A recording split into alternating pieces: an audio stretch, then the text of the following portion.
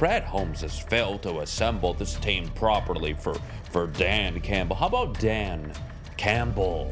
Mr. Kneecap, Mr. Venti. How about he coaches up the players? How about you do your job? We're going to spend minimal money this offseason. We're going to wait till offseason, wait till more money opens up, and then we'll go out and sign all these players. And now the Lions have one of the best salary cap situations in the NFL, where they will be able to spend in the upcoming offseason. Buffalo were able to figure it out. Why not Detroit? And deep down, I know you know, but it hurts to admit that the guy in charge at the moment of this football team on the field may not be the right guy.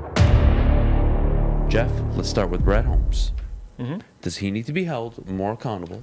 And does he deserve more flack than what he's getting? And is Aaron Glenn getting too much and Brad Holmes not enough? No. And I'll explain why. The reason why is because if you look at what Brad Holmes has done so far, look at what he's done in free agency. Hasn't been able to spend any money. You sign DJ Chark, you extend Charles Harris. It's these small moves. He goes out in the draft. If you want to get frustrated because of the players he's drafted, Levi Ozarika is not available. Josh Pascal will be back in 2 to 3 weeks. Okay, that's fine. You can be frustrated. But to say he hasn't done enough, what was he supposed to do? I mean, honestly, I get in the offseason, like Braylon brings up Miles Jack, which I'm with him. Miles Jack would have been a great addition. Why would Miles Jack come here?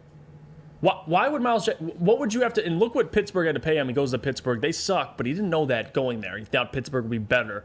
But the Lions, what was Brad Holmes supposed to do? I'm willing to give him this upcoming offseason where they have a lot of money available to spend on free agents. That was the plan, I think, all along for Brad, is, hey, we're going to spend minimal money this offseason. We're going to wait till offseason, wait till more money opens up, and then we'll go out and sign all these players. Right now, you have assets on your team, and he's like, all right, we're going to roll out with it and see what these coaches can do. Clearly, it's not working out. I don't think it's all on Brad. The last 2 drafts, he's found multiple starters. Do you want him to hit on 100% of his draft picks? I'm sorry. That's not how it works. He's done everything he can to bring in talent. A Penei Sewell, Aidan, Jameson will be coming back eventually. Josh Pascal will be coming back eventually. You have guys playing like Kirby Joseph, Malcolm Rodriguez, even Chase Lucas ready to play if needed. I'm not going to sit here and give Brad Holmes all the flack. Listen, 15. Okay, so Luke Fields in the chat, I want to address this too. 15 players drafted. How many starters we have from that? Well, let's look at quality of players. That's probably what I'll look at. So far, the jury's not out on Aidan. We don't really know how good he can be. Kirby, those guys, it's still very early for those guys. But overall, let's look last year. You found a starter in Alim McNeill. You found a starter clearly in Penei Sewell. You found a starter in Amon-Ra. Even this year, you found a starter in Malcolm Rodriguez. Like, these are guys he's finding where he's finding them as well. Chase Lucas, 7th-round pick. I think he might have a chance to play in the future. So I'm not going to sit here and overreact. They're fine. Honestly, Adam, this upcoming offseason, Brad's going to have a ton of money to spend. Then I'll judge him for who he signs. But until he spends money, I'm not going to sit here and say Brad Holmes hasn't done enough. He's not.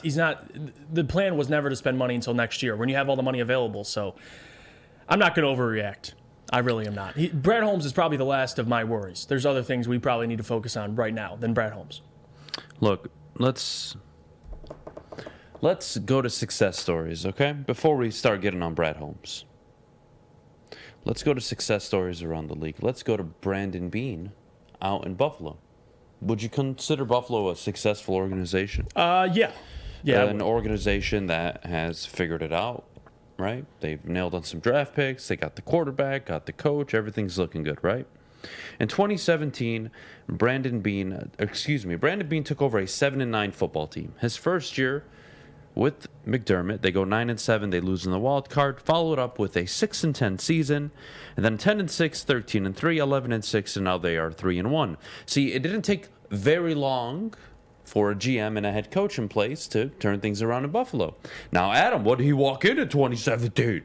Well, Josh Allen wasn't there, guys. In 2017, they drafted Tre'Davious White, Zay Jones, Deion Dawkins, and Matt Milano. 3 of the 4 are still there, starting. Let's go to the next year, 2018. Josh Allen, Harrison Phillips, Teron Johnson, Trayman Edmonds. Okay, there's another 3-4 starters. The next year, 2019, Ed Oliver, Dawson Knox, Devin Stingley. The next year, Gabriel Davis, Tyler Bass, their kicker. The following year, Gregory Rousseau, DeMar Hamlin. Every year, 2 to 3 starters. Let's go to Brad Holmes, right? We have to hold him accountable. Okay. I'm looking for 2 to 3 starters every year, Brad. What are you giving me? Cool. First year, Penei Sewell, starter. Alim McNeill, starter. Levi, at the time, was a starter. Injury problems. We're not happy with the pick. I get it. But you have 2 starters so far. McNeill, Sewell. St. Brown. Derek Barnes has played in every single game the Detroit Lions have played. Whether since he's been. great or not, he's still playing. He's giving you games. He's played Yeah. 21 games of 21. This season, this past draft, Aidan Hutchinson, a starter. Jamison Williams, when he comes back, you all agree to this, he will be a starter. Kirby Joseph now is a starter. Malcolm Rodriguez is your starting linebacker. Chase Lucas is now fighting for positions in the secondary. That is only 2 draft classes. Now, Adam, well, look what the Bills did, right? They were 9-7, 6-10, and then boom, they went on a run: 10-6, 13-1, 11-6. All right, guys. Why? Why is Sean McDermott able to take over a losing team, along with Brandon Beane, and make the wild card their first year with no Josh Allen? Think about that. The Buffalo Bills made the wild card in 2017 with no Josh Allen. Right. 2018, they draft rookie Josh Allen. They go 6-10. The following year, 10 wins. And then the third year of Josh Allen, they win the division, 13-3. So you're saying, you're saying give more time to Brad Holmes? I am telling you, identify what I'm trying to tell you here. Are you picking up on it or not? I know it makes you uncomfortable. You want to point to Brad Holmes.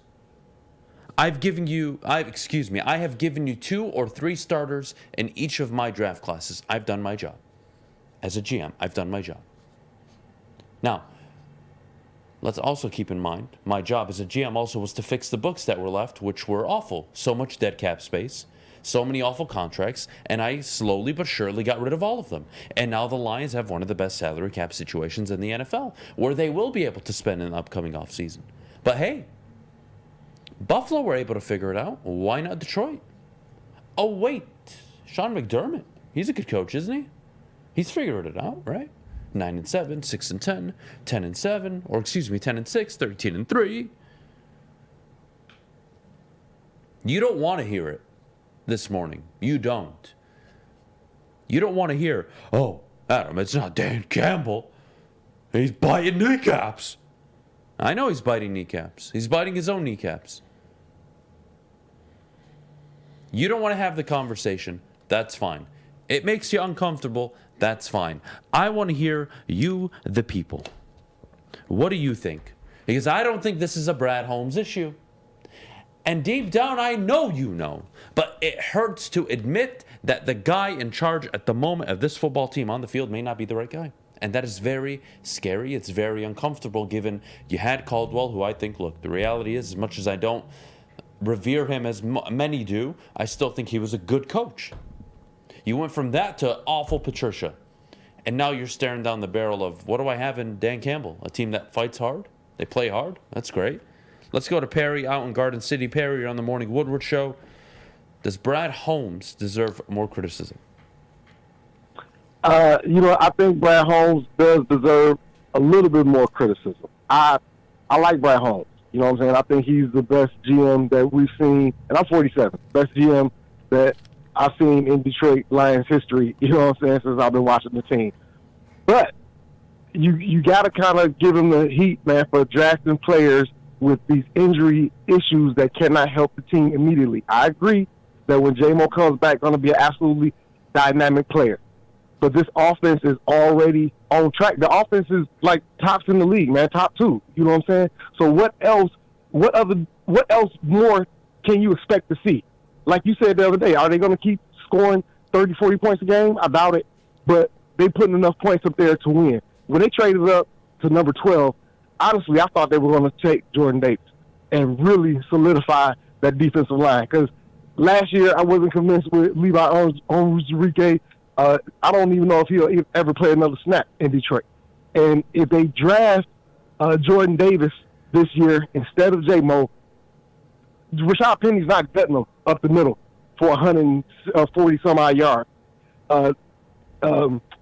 Cook is not gutting them up the middle like he did in Minnesota. They're at least 2-2, if not 3-1, because I believe that he would have helped them be able to get the stops. He would have made the linebackers look better, and I think Aaron Glenn, as much as I like him, with the talent upgrade, I do believe the talent has been upgraded from last year, and we thought he was making, turning chicken shit into chicken soup last year with the players that he had.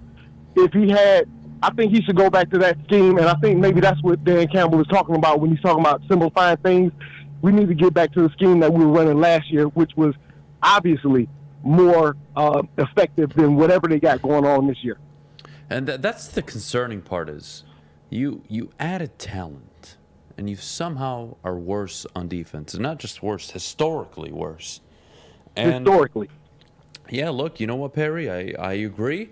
Look, you want to criticize the J-Mo pick. He's not on the field, right? If I tell you Jamison Williams in 2 years is a top 10 wide receiver, I think everybody is probably pretty happy, right? But the reality is you took I believe it. Yeah, so you took him to be a Justin Jefferson, to be a Jamar Chase. That is the intention. You're not taking him so he can sit behind Amon-Ra. Amon-Ra, even going into the year, the conversation was not, can he be a 1? It's, man, he's a really good 2. When the Lions find a number 1 on the team, boy, this offense is going to take off. Well, clearly they don't need it, and clearly Amon-Ra looks really good. Yes, right now they need interior help. Yes, right now they need more help on defense.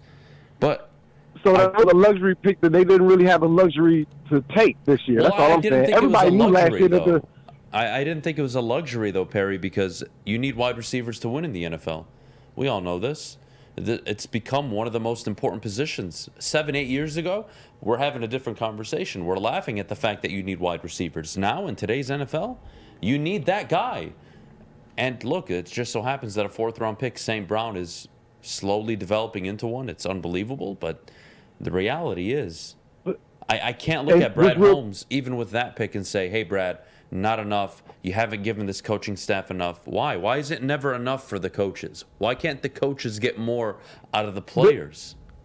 The coaches, I put the majority of the blame on the coaches. And this year in particular, Aaron Glenn. I don't know whose idea it was to switch the scheme up, but they need to get back to more what they were doing last year because everybody was much more effective.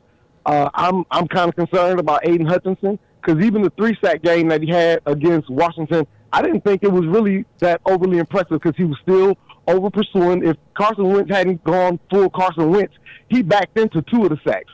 The only play that I really give credit to Hutchinson was the loop where he came around and shot up the middle and got that sack. But the other 2 was just like a byproduct. Remember when Ziggy had the 12-sack season, but nobody was really that impressed because we was watching the games? That's really kind of what we're looking at, man. And the dude is like just being swallowed up by the blocks. Nobody's shedding any blocks. But if you got Jordan Davis in there clogging up the middle, that's automatic double team, and he's going to help everybody out. He would elevate the play of everybody on that defense, man. Look, you know what, Perry, I appreciate the call. Hell of a job. You're more than welcome back anytime. We appreciate it, man. You have a good rest of your morning. Thanks, Perry. You too, man.